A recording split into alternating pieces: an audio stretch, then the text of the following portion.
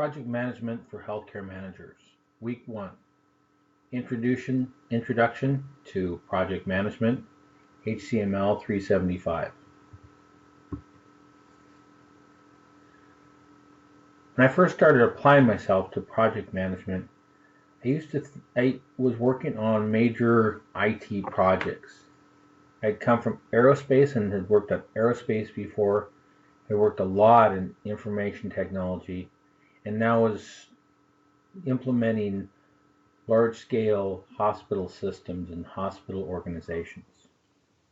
I had this notion that project management had to be business related, had to involve a purchase or exchange of money, and that it always needed someone in there called a project manager. After I received my certification, I worked with Project Management Institute on a project for the Educational Foundation called PMO Skills for Life. This was really meant to be a non-business related type of curriculum. And a lot of examples were in there. Building a house, planning a wedding, even planning Thanksgiving dinner. All of these were considered projects. I really reframed my idea on what needed to be a project, and the idea of project management or being a project manager really came into focus after helping design this course, PMI Skills for Life. What is a project? A project is temporary. It's not designed to be an operational, everyday, day in, day out type of thing. It's meant to be temporary in that it has a beginning and an end. That when the project is over, you're done with it. Operational processes that occur as a routine or rhythm of business aren't really projects, although project management skills can be used in operational, such as doing some sort of work breakdown or some of the reporting tools that are used in project management. But it's really meant to be temporary. And there needs to be some sort of outcome, a product, a service, an improvement, or a result. And so a project is really defined as those series of events, as those tools to be able to define some sort of product, service, improvement, or result.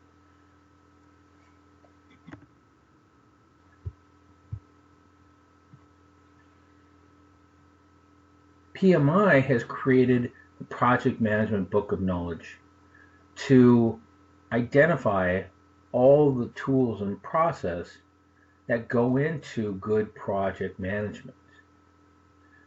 Now, the purpose of project management, a PMBOK, is threefold.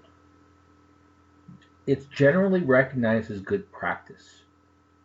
Now, when they make the statement about generally recognized as good practice, they're not saying that this is the only way of doing it.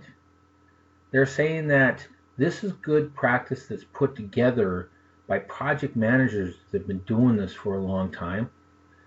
And they agree that this is a good way to manage risk or produce a schedule.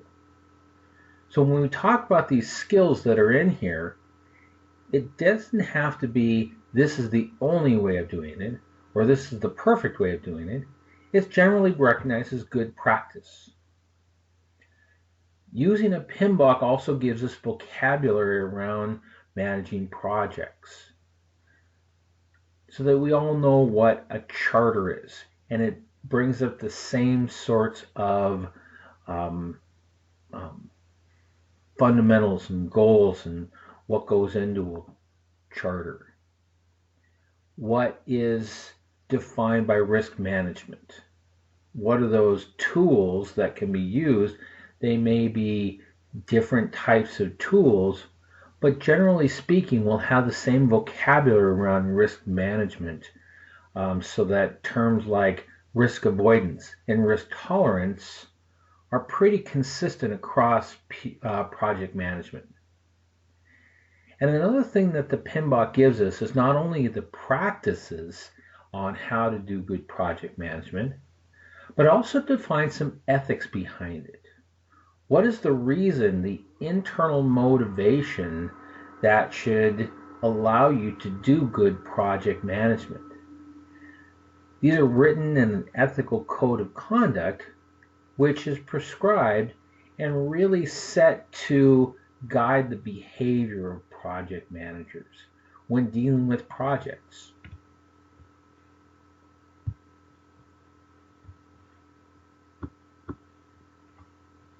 Some of the advantages of project management. Why do we have to do project management? One of the advantages is to prevent cost overruns of the project taking too long. One of the key definitions of a successful project is on time and on budget. Now there's tools that you can use to identify what should your costs be or how long should it take. And there are other tools that when you're executing, are you on track as far as budget? Are you spending the right amount of money for that week? How much money had you planned to spend? Are you on schedule? Is the project progressing along at the rate that it should to be completed by the date that it's supposed to be complete? These tools allow there to be prediction on how long something should cost or how long it should take, and to be able to measure progress along the way. Poor project management doesn't do that, doesn't provide the metrics or the measuring of progress. You simply get to the end when you get to the end, and if it takes too long or costs too much, that's the result of poor project management. Another advantage is creates well-defined objectives and requirements. Everybody knows what does success look like. Project management also looks at scope. What is included in scope and out of scope, because the biggest cause of cost overruns or projects taking too long is scope creep. By identifying objectives and requirements up front through the skills of project management, you're really creating those well-defined objectives and requirements to prevent that scope creep. Project management also has a better use of resources. It identifies when people will be working, when people are needed to commit to a project. It identifies the tasks and what's the relative time it takes to get to a task. So instead of having to tie up a resource for the entire length of the project and only using them for a short period, you define that short period during the planning phase so that you use those resources when you really need them. Another advantage is better acceptance through communication. The communication tools providing that consistent vocabulary, and then using reporting tools and other types of communication vehicles to be able to get people engaged, get people motivated, and report up to leadership provides that acceptance to project management. And the other thing that project management does for us is that during the planning phase, we know how long things will take, we'll know what they'll cost, but we also have the tools to make incremental progress along the way. And we can see things going wrong and be able to adjust early on. Little adjustments early on are easier than big adjustments late in the project. Now, project management isn't rocket science, and it's actually been around for a long time. One of the ideas behind project management is that it's a set of tools that have been written down and are practiced over and over again so that you don't have to reinvent the wheel every time. It's those standards and practices. Certain periods of time, I have identified critical project management tools that have been used and used successfully in terms of how to get project and people working together. One of the first ones was the Gantt chart. This was that bar chart that allows people to see what are the stages of a project. It's used primarily for scheduling so that people know what part of the schedule they're working on. This was used on the Hoover Dam in 1931 and became very popular during that period. In the 50s, they created an American Association of Cost Engineers. Now, it's important to note that groups of people that are able to discuss and share ideas is how you create these standards. So it was really important for these people to come together and identify what were those traits that they wanted to share. So these were leaders and cost estimators, schedulers, project managers, before project manager became a really accepted term. Then in the mid-50s, DuPont came up with a critical path method. This has to do with identifying times to tasks. What are those tasks that have to be done that set up the specific end time and begin the begin time and the end time for any project? And what are those tasks that have to be done on time for the project to become done on time? These would be considered the critical path. Along the same time period is the PERT, and this has to do with being able to determine the dependencies from one task to another, to be able to do some projects or some tasks in parallel because they don't necessarily have dependencies on other, instead of doing all the tasks serially one at a time and taking much longer. In the 60s, the U.S. Department of Defense mandated the work breakdown structure on the Polaris submarine. This was breaking down the tasks into smaller tasks that can be managed. Instead of just building until you're done, this is really the key structure of projects that allow budgets to be created, schedules to be produced, even support some of the risk management. So it really became a critical factor in a lot of the project plans is to produce a work breakdown structure first. Two more associations got created in the mid to late 60s, the International Project Management Association and the Project Management Institute that we see now in 1969. In 1981, Elijah Goldratt came up with the theory of constraints and the goal. This is just another way of looking at projects and how to make projects utilize resources better in his theories of constraints.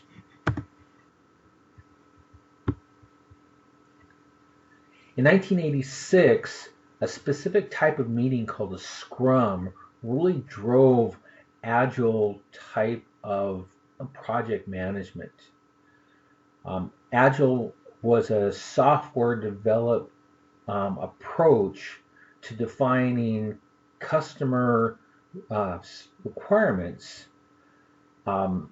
during the project, and Scrum is really that type of vehicle to allow that continuity to take place and allow project management tools to be used when it's a highly customized customer product.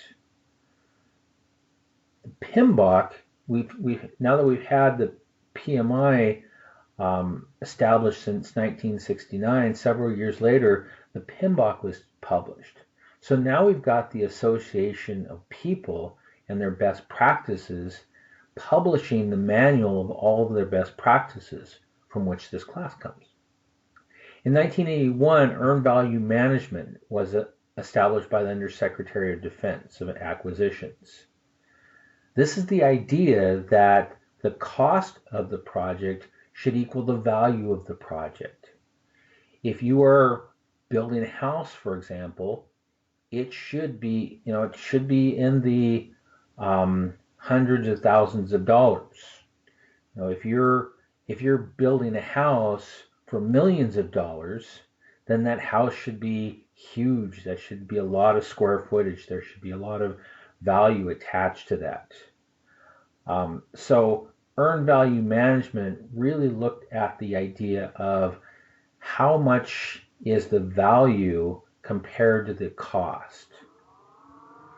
In 1997, the critical chain project management really identified the theory of constraints and produced a type of project management that identifies and utilizes the bottlenecks that occur. So critical chain was a offshoot of theories of constraints. And in 1998, your American National Standards Institute defines project management as the standard type of project management.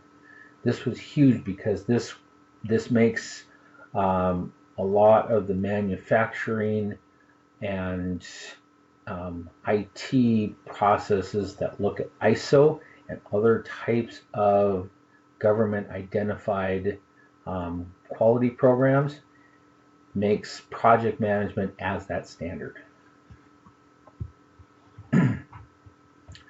So project management in healthcare can be seen in lots of different ways. For example, implementing new equipment or technology, build or repair facilities are just some places that project management has been used extensively. Now, one of the things about healthcare in building new equipment or technology is that this identifies that it's temporary. You only build something once, so you're only supposed to repair it, do a major repair on it once. If the building or repairing becomes operational, for example, you're having to do it over and over again, that's where project management really doesn't apply. Some of the tools can be used, but it doesn't apply. But if you're implementing new equipment or technology, you're doing that implementation once, and then operation takes on over that. There can be project management projects in clinical, acute care, ambulatory, and skilled care. So in the clinical environment, you may see new types of electronic medical records coming in, or a specific type of equipment being used by the clinician. In acute care or hospitals, there might be bigger projects going on, such as in the OR or one of the others in the surgery suites. There might be an improvement of some of the procedures, or there might be some rework of some of the equipment. In an ambulatory setting or even ancillary care such as radiology, there's some big projects that go on there, especially in terms of technology. And in skilled care, where there might be more day-to-day types of operations in a skilled nursing facility, where the acute patient is going through transition. They're not well enough to go home, but they need continuous care that's lower criticality than acute care. In those skilled care nursing facilities, those are other areas where there might be improvements, there might be new building that's taking, or there might be new processes such as a new medication system coming in. Operations like lab, radiology, pharmacy, central supply, they all have the ability to add new equipment, introduce new electronic processes, integrate with larger electronic medical record systems, or look for continuous improvement. And those improvements, when they're implemented, become those projects.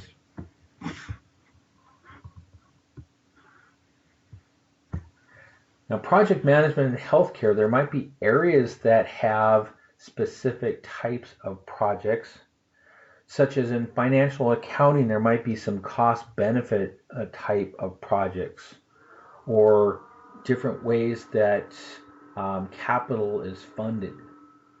In the billing and reimbursement, the revenue cycle projects to streamline billing processes, or to improve reimbursements and contracting. In the contracting in HR, how does staffing get chosen? What kind of contracting services get set up? What are some of the legal processes that happen during the contracting? And how do people get hired and promoted through HR? Information technology is huge with projects, with new types of technology and equipment being introduced every day. And within the lab, pharmacy, and radiology, these are areas that have their specific focuses, but are really designed to be support systems for the rest of the hospital. So there is ancillary systems to provide laboratory services, diagnostic services, provide medications to patients, and then keeping the hospital alive with the supplies and equipment needed in each one of the patient care areas would be the supply chain, or material supply, central supply. How do you move inventory from the systems? How do you purchase new equipment? And how do you track all the inventory that's being used for patient care?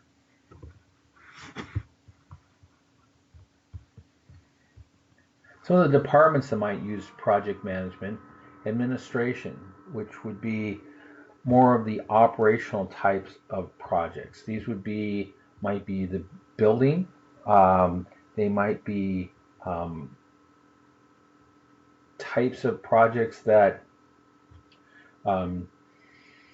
provide a new social service, or look at growing the business.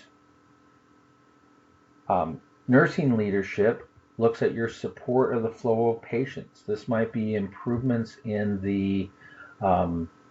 in getting patients transferred from area to area, or being able to use triage and care for patients between the ED and a patient progressive care facility unit. Physician leadership looks at what are the best practices for providing care for patients, for diagnostic, for treating patients during the management of their visit. And then operations such as support services, housekeeping, transport, volunteers, and maintenance.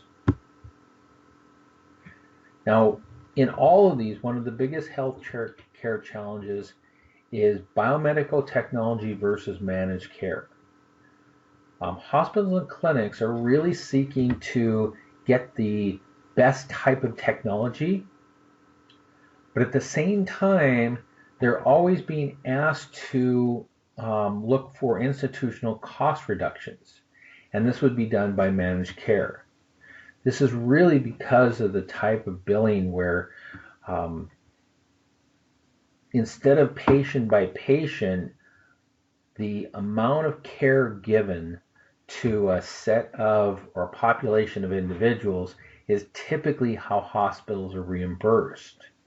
This population type of reimbursement really seeks to identify how can we make sure that the patients that are in our facility are being treated adequately, but move through the acute care system as quickly and efficiently as possible. And that's done through good technology, better equipment, better diagnostic procedures. So there's really a balance between managed care and biotechnology that really needs to be managed within the organization. And both are a source of projects. New equipment is really, when new equipment comes in, that's project management, and any sort of cost reduction or change in procedure that allows for institutional savings really becomes a project. There are a couple examples of project lifecycle: cost, staffing, and the phases. In a cost or staffing cycle, one of the things that we see is as the project goes through time, the cost and the staffing level increase. At the start of the project, the costs are usually pretty low. There's usually some staffing behind it, some leadership that's looking at how to define where the capital will come from, the chartering that the sponsor has to do. And then during the organization and preparing, that's usually just planning. It's people that are working together to come up with how are we going to execute. When the bulk of the cost and the staff is carrying out the work, those resources that are planned start to execute and they start to work. That's where the highest cost is during the execution phase. And then afterwards, to close down the project, once the project has been done and it gets turned over to operations, that operations starts taking over the cumulative cost of the project, and that project will start to tie up or finish off, and the costs again go down. Now, one thing to note is that the shorter the organization and preparing time is, the higher the cost and staffing curve go. So if we start to see the time between the charter and the project management plan decrease, you'll see that increase of staffing costs. Whereas if there's a longer planning time, there'll be less there'll be less cost in terms of staffing and budget because it's more well planned. The efficiencies will be able to be used. So there's a connection between planning time and the amount of costs it takes. Project costs and risks are inversely correlated. The cost of charges as from the start of the project to the end of the project, this would be the cost of the changes as we go up. So if you want to change something in the beginning, the cost is very low because there's not much work that's put behind it. But as you get more toward the end of the project to make changes, it costs more when you get close to the end of the project. Whereas risk and uncertainty begin to diminish at the near the end of the project. Risk and uncertainty are very high at the beginning of the project. There's a lot of unknowns that occur that could occur near the beginning. But as the project progresses, more and more of the project becomes certain and then the certainty drives the risk down, and at the very end it becomes zero. Now, the project management process groups are aligned with a standard life cycle, but they're only aligned. They're not the life cycle. The initiating is typically what happens first, and that's where the charter gets created. Planning is where all of the activities to define what will happen during the executing phase are done. Executing was where the where the work actually happens, and monitor and control happens at the same time to make sure that you're on track.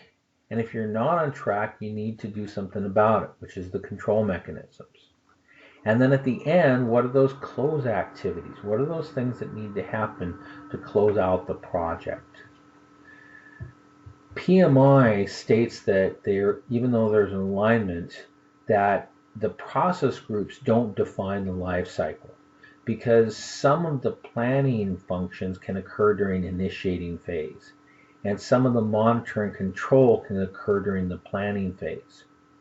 So there's no set course by PMI to say these things have to happen in sequential order. These are just basically the process groups and a way to organize them that aligns with project lifecycle. Now, kind of to wrap up the project management introduction, we'll talk a little bit about the Project Management Institute and the benefit of membership. So once you become a project manager, do you have to be a member? Is that the only way to be a project manager? Really, there's multiple ways of becoming a project manager. One can become a project manager through experience. Some can go to school and get a degree or a certificate or a specific academic certificate. What Project Management Institute says is they have a certificate that's a combination of an identified amount of training, an identified amount of experience, and testing that takes place. And then after certification is received, there's a continued learning cycle where so many project management credits need to be accumulated in a 3-year period. So one of the advantages is that everybody's in the same boat. Everybody understands the same vocabulary. So that if you're in Project Management Institute, you know who the other members are, you know who's certified, and the ability to find some networking opportunities. If you ever need a project manager or looking for project management work, this might be a good place to look at. But the question always comes up, is certification always needed? And I find that certification becomes a guide for good project management, but it's not a guarantee. That when somebody has a PMP, they've identified through the certification process that they have training and experience and have passed a test. Does this always translate to good project management processes? Not always. So certification is a good thing to be looking for when looking for a project manager. And certification sometimes is defined by some companies as being a requirement to be a project manager, but it's no real guarantee. You have to make that decision for yourself. Now, some of the certificates offered, one of the ones that's most highly known is the Project Management Professional, or the PMP. Some of the other lesser known ones is Portfolio Management or Program Management, which is in addition to the Project Management Professional, but it specifically looks at having that experience in portfolio management or program management. Agile and business analytics are two other certifications that, again, really are defined by having experience in either agile type of projects or in business analytics. Risk management and scheduling management are add-ons to the certificates. These are specific types of disciplines that you can add on to your PMP. And those just enter in the field. There's a certified associate in project management. This means that they are beginning, they don't have the amount of experience, but they have gone through a certain amount of testing to identify that they have some basic knowledge behind it. Once they've achieved that set of experience, then they can apply for the project management professional.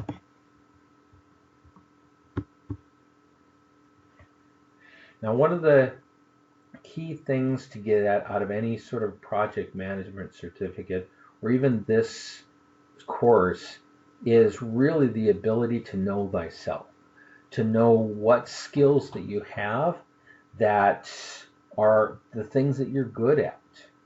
Are you good at scheduling? Are you good at budgeting? Are you good at risk management? Are you good at um, defining quality metrics? Um, these skills can be seen in a lot of different places, but to go through the project management tools and to do that self-identification, as in I'm either good at this and I can use this to lead teams, or I can use this effectively in project management, or this might be an area where you identify you're not really good in a skill and you seek training or mentoring in that area, that improvement. So when we go through the rest of the topics in project management, take that moment and know thyself. Be able to say, am I good at this? Is this a skill that I need to develop? Or is this a skill that's one of my signature strengths? So as review, we covered what is the basic definition of a project. It's temporary, has a beginning and an end, and it provides a service or some sort of result. We talked about the use of the PMBOK and having that generally accepted good practice. We talked about the advantages of using project management, how really it's there to help you stay out of trouble and to be able to manage your projects better and to avoid a lot of cost overruns or schedule overruns. And where is project management used in healthcare? There's a lot of different departments and functions that use projects. The different life cycles are cost life cycle, the risk life cycle, the staffing life cycle, and then some of the phases or group processes that we've seen. And then why would we look at PMI or Project Management Institute as a basis for our as a basis for our knowledge or identify best practice?